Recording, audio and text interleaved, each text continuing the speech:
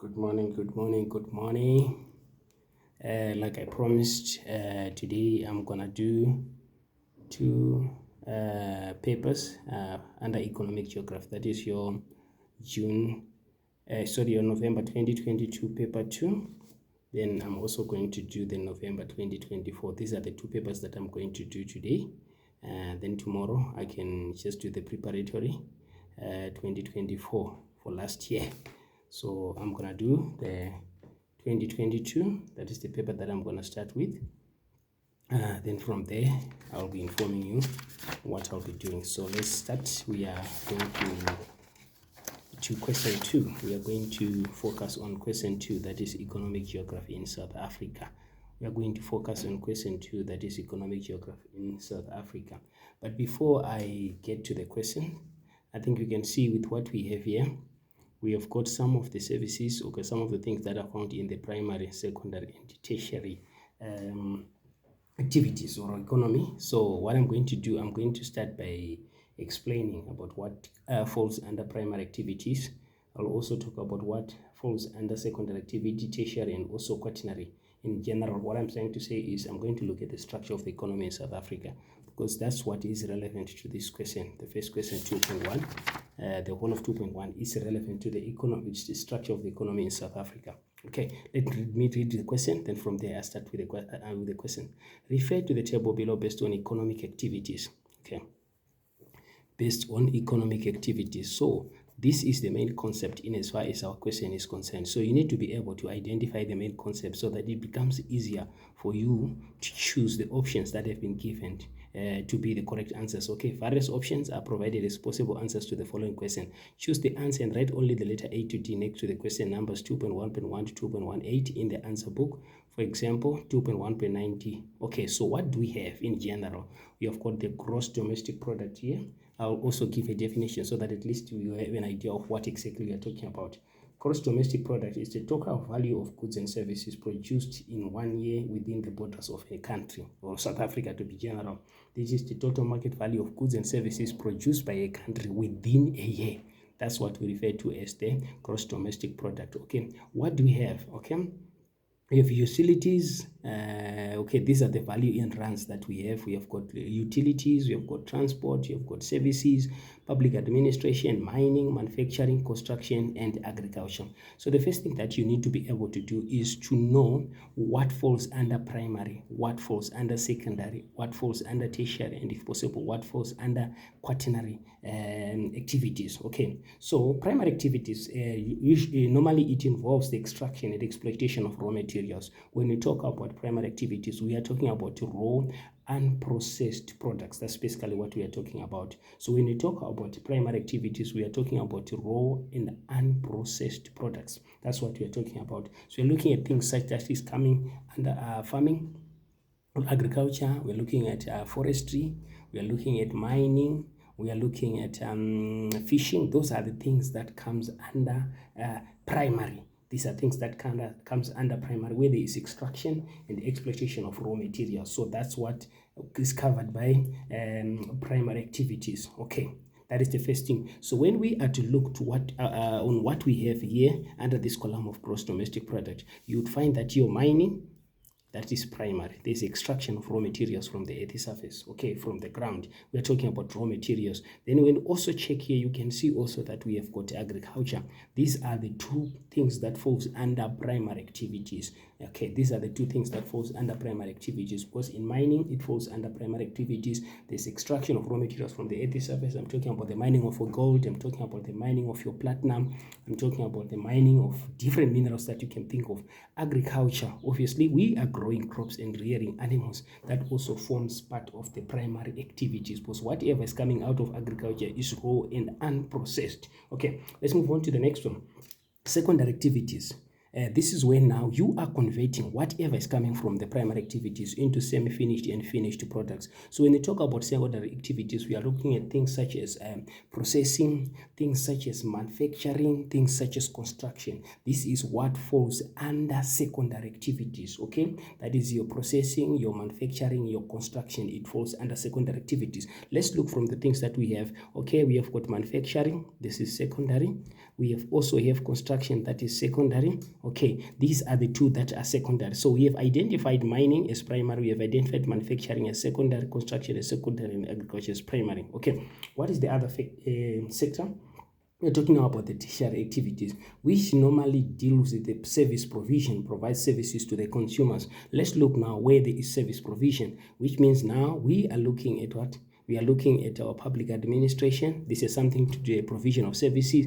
This is something to do with provision of services, that is our services. Transport, this is something to do with the provision of service, and also the utilities. Okay, so now that we understand, or we are able to identify the things that falls within different structure of the economy, it becomes easier for us now to answer the question, because now we know, of course, there's tertiary, primary, secondary, primary. So once you are able to know this, then it becomes easier for you, because whichever question is going to assess, going to be asked based on the information that you have here, then it becomes easier. So this is very important, boys and girls. You are supposed to know the different economic activities: primary, extraction of raw materials from the earth's surface, extraction and exploitation of materials, okay, which we have agriculture, you've got your mining, you've got your forestry and fishing.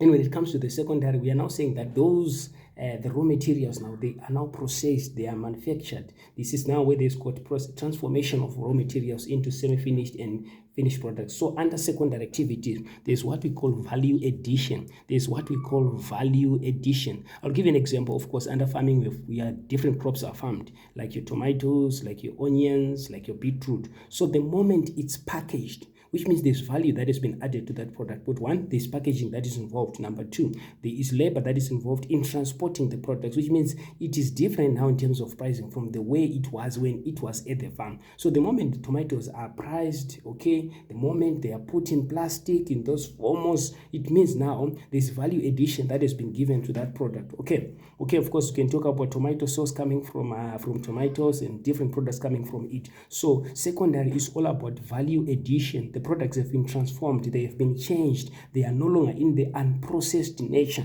they now being used into more useful products. That's why we talk about value addition. Okay, let's go through it now.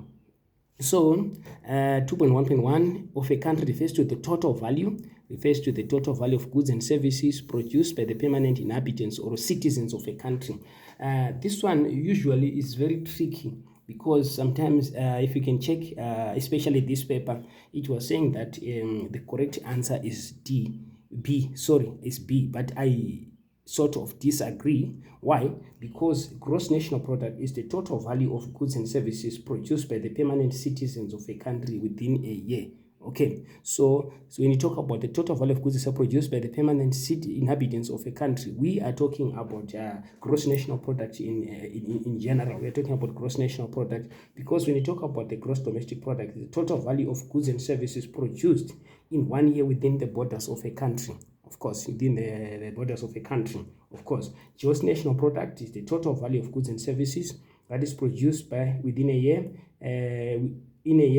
within the borders of a country. Gross national product, the total value of goods and services produced by the permanent citizens of a country. So let's see what changes the meaning. Is the total value of goods and services produced by the permanent inhabitants of the country, which means the people that are staying in that country.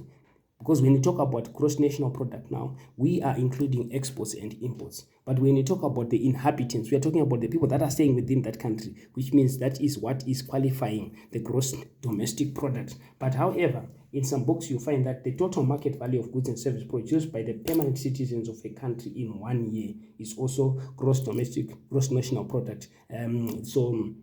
Here I would take the gross domestic product because of the inhabitants of a country. We have got people that are staying within that country over that period of a year that are producing the goods and services within that time. That is your gross domestic product. But yeah, like I've said, I've emphasized that in some books, some notes, you find that gross national product is the total value of goods and services produced by the permanent citizens of a country within a year. Gross national product now is now including the imports and exports, but the GDP is only included what is produced within a country within a year, not even including the exports and imports. So here, okay, let's take gross domestic product because of this part that shares the inhabitants, okay? 2.1.2, South Africa gross domestic product enables 1.2. So 2.1.2, what does the GDP enables us to do? Okay, what are we comparing? So there, obviously, we are comparing with the economies of other countries. Because how do you come to say that South Africa is developed or any other country is developed? It is because we are using our gross domestic product. We are looking or checking the total market value of goods and services, the trade that is happening within the country, the transactions that are happening in the country. Are we economically developed as compared to other countries? So basically, obviously, we compare the economies of other countries. Why we came up to say that we have got developed and developing? Why did we come up with the branded line to say that, of course, on north of the non-branded line, we have got the developed country, then south of the branded line, we have got developing countries that are poor? It is because we are comparing the economies of other countries. That's basically what we'll be doing. Let's move on to 2.1.3. The primary economic activity that contributed the most in GDP in 2020 and 2021. So we are going now, the primary activities that we have here, we have got, what we have? We have agriculture and mining. So which one contributed more? You can see here under mining 213, okay, 459, okay, this is in billions. You can see this is in millions, okay. So this is the first that this is 213, here is 220. Check here is 127, 114. So which means our answer there is mining. That is D. It is contributing more. It is contributing more in terms of value, in terms of to the primary activity that contributed most in the GDP. Okay, let's move on to the next one. Then we have got 2.1.4. It reads the tertiary economic activity that contributes the most to South Africa's GDP. Okay, number 2.1.4. Let's go back to our question. That contributes the more in SA GDP. Okay, which one contributing with the tertiary activity? Okay, we are going back to our table. This is okay what we have. This is what we have here. You can see 1,000. Okay, this is what we have here. So which means this one contributed more. These services contributed more as compared to the other ones. So the services, what did it do? It contributed more. So this is rand in million. Okay, so this one contributed more in this period 2020-2021. That is services. Let's go and check the answer there. Services, which means the answer there is what? Is A. Okay, construction is an example of, let's go back. What is construction? It is an example of what? Remember, we have done this already. Construction and manufacturing, that is secondary. Right. So construction is an example of secondary. It's an example of secondary. We have done that already. Then the economic activities, that shows a decrease from 2020 to 2021. That is our 2.1.6. A decrease from 2020 to 2021. What is that economic activity? That shows a decrease. Okay, from 2020 to 2021. Okay, that is what is our question? That is 2.1.6. The economic activity that shows a decrease from 2020 to 2021.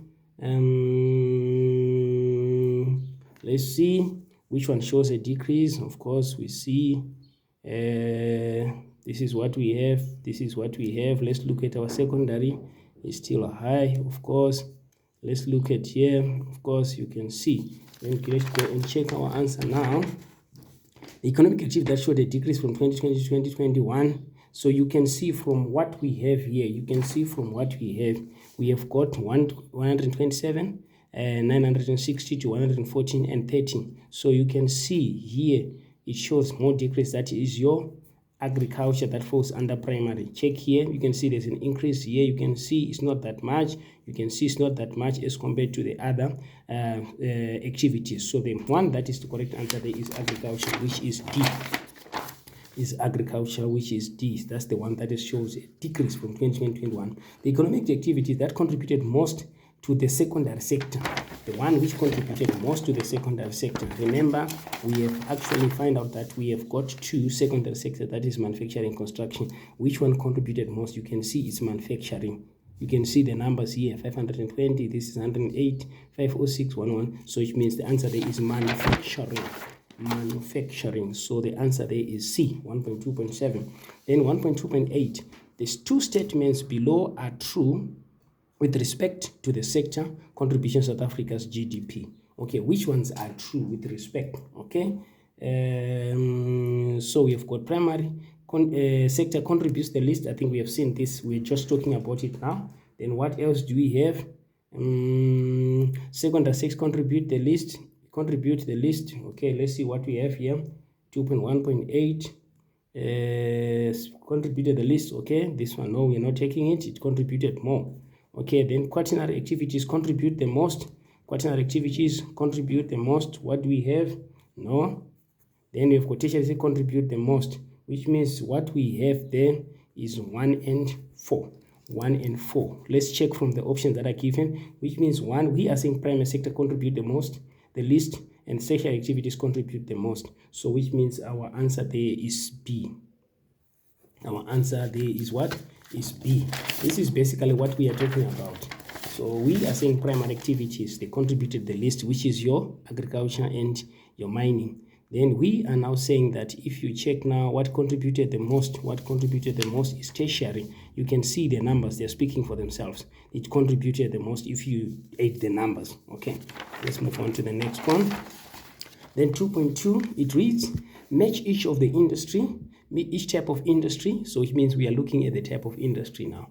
Match each type of industry in the diagram below with the descriptions that follow. So here we are talking about the type of industries. Now we are talking about the type of industries. So before I give you the answer, what I'm going to do is I'm going to go through the different type of industries that we have. The type of industries, I'm going to talk about the different type of industries that we have.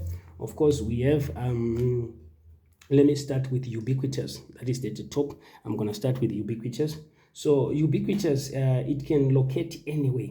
We talk about the cell phone companies. It can locate anywhere. Example is the cell phone companies. That's an example of any ubiquitous. Ubiquitous, I'll just give you a linguistical example. Water is ubiquitous, which means you find water everywhere. That's what it means. So these companies, you find them anywhere. This type of industries, you find them anywhere. That's basically what we are saying, that they locate anywhere. They can locate anywhere. This is what ubiquitous industries does. They can locate anywhere. For example, the cell phone companies, that's an example of an ubiquitous industry. Then let's move on to this next one. This is the raw material oriented industry. When you talk about the raw material oriented industry, now we are saying that this should be located close to the source of raw materials. They should be located to the source of raw materials. Obviously, is to cut cost. I'm talking about, for example, the iron steel industries, of course. So the moment an industry is located close to the raw materials, they are trying that to do that to save cost, actually. So that's what a raw material oriented industry is. It's very close to the raw materials. The location is proximity to the raw materials, okay, to the source of raw materials. That's where you find that. Then the footloose. When you talk about the footloose now, the location is not determined by the access to the markets of raw materials. Location is not determined, which means the access to the market and raw materials, they are not determining factor when it comes to the footloose, okay? It's not determined by the access to the market or raw materials. That's when you talk about the footloose, it's not determined by the access to the market or raw materials. I'm talking about the software and research companies. Software and research companies. Then when you talk about the light industry, of course, they do not pose a lot of pollution. There's little air and no pollution. They use light machinery, lightweight raw materials. I'm talking about the electrical goods, clothing, food processing. This is what you usually find when I'm to link it with the settlement geography. This is what you find in the zone of transition, zone of decay. You are usually likely to find the light industries there, okay?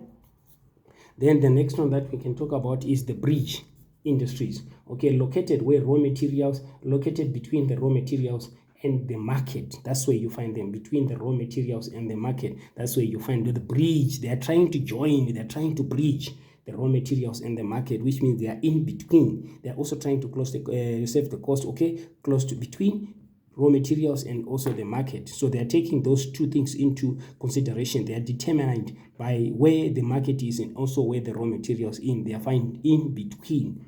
Okay, that is bridge. Think about what a bridge does. It's sort of join. Okay, that's basically what you are saying. So the other one is out the other side of the bridge, the other one on the other side of the bridge. They are in between. That is your market and also the source of raw materials. That is your bridge industry.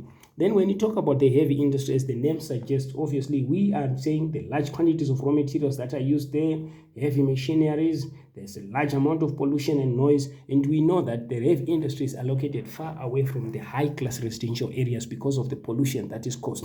It's not located within the CBD, it's also far away. So because of the pollution that is caused actually away from the residential area, that is your heavy industries, okay? The steel, oil refinery, shipbuilding, and these are some of the things that you find within the heavy industries. Okay, then market orientated. Okay, we are now saying that when it comes to market orientated, it's located close to the customer or close to the market. That's where you find it, close to the customers or close to the market. Cheese processing. So these are some of the things that you actually associate with a market orientated companies. Okay, let me just do it for the last time. So light industries, we are looking at light weight raw materials, light machinery, little air pollution and noise. These are the characteristics. Example, we are looking electrical goods, clothing, food processing. So think of the zone of decay or the transition zone just after the CBD. That's where you usually find the light industries. When you talk about the heavy industries, obviously the characteristics, there's large quantities of raw materials, there's a heavy machinery, there's a large amounts of air pollution that is caused there. We're talking about the steel, oil refinery, shipbuilding. This is what falls under heavy industries. These are not the only example, but I'm just giving just a few examples. Raw material orientated, they are located very close to the source of raw materials, where they are getting the raw materials. They are very close to the source of raw materials. The reason could be just to save cost. Then I'm talking about iron steel industries. Then market orientated, they're very close to the market or very close to the customer. Footloose industries, their location is not determined by the access to markets or raw materials. Okay, you are talking about the software and the research industries. Okay, ubiquitous industries, they are found everywhere. Cell phone companies, bridge industries, they're located between the raw materials and the market. That is it in as far as the different industries are concerned. Let's answer the question now. So from the options that we are given, we are going to choose from here. So you have an advantage in that you have got this to choose from, and these are the statements that are given. So the first thing that you need to understand is read the statement. Read to understand. Start with what is easy for you. Then you see if it happens that you are confused with some of the concept, then obviously you can see what remains. Okay, it's located close to the customers. Okay, this is the market, this is the market orientated. This is market orientated because it's close to the customers. So that is your market orientated. That is market orientated industry 2.2.1. Okay, so which means this is your market orientated. Okay, let me do like this. Then the second one, the availability of different modes of transport is important. 2.2.2, the availability of different modes of transport. Obviously, when it comes to joining, that is where the source of raw materials and the market. So we are talking about the bridge industries now. We are talking about what? The bridge industries. This is important when it comes to transportation. The availability of different modes of transport is important. Okay. Need large amounts of flatland on the outskirts of built-up areas. Obviously, we are talking about the heavy industries.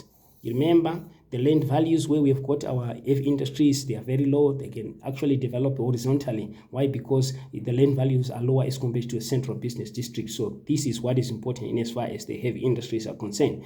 The location is not determined by any specific factors. Okay, that is your footloose. That is your footloose. Now that is your where is footloose?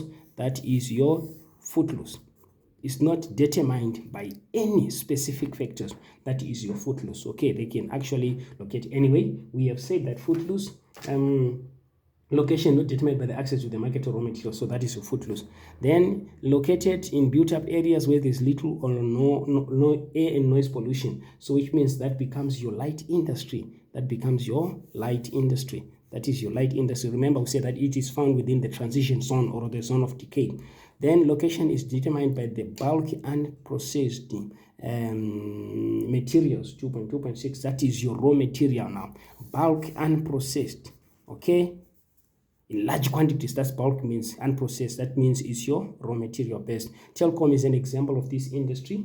Of course, we are saying now several companies, that is your ubiquitous. That is your ubiquitous. That is telecom is an example of this. So boys and girls, this is your type of industries. I've explained the type of industries. I've also linked from the statement that we have to show which one is the correct ones. Okay, thank you.